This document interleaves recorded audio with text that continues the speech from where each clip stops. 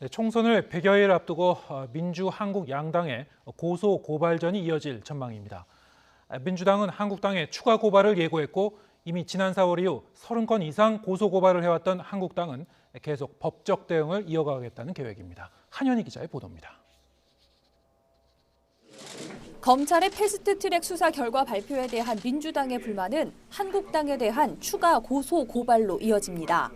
예산안과 선거법 개정안, 공수처법 처리 과정에서 한국당이 또다시 국회 폭력 사태를 불러왔다며 이미 당 차원의 법적 대응을 예고했습니다.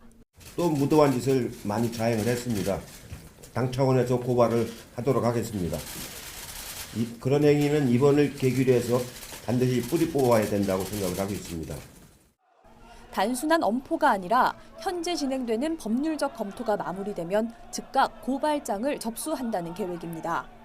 이번에도 역시 국회 선진화법 위반 혐의 등을 적용할 것으로 보입니다. 이미 패스트트랙 수사로 황교안 대표와 나경원 전 원내대표를 비롯해 현역 의원만 13명이 재판에 넘겨진 한국당에는 큰 부담일 수밖에 없습니다. 지난 4월 이후 현재까지 한국당은 이미 30건 이상의 고소 고발장을 제출했습니다. 이번 검찰 수사에서 무혐의를 받은 국회의장을 포함해 민주당 의원들에 대한 고발장을 추가로 접수할 예정입니다. 저는 문희상 국회의장 등의 범죄 행위에 대하여 다시 쓰는 고발장으로 검찰에 접수할 것입니다.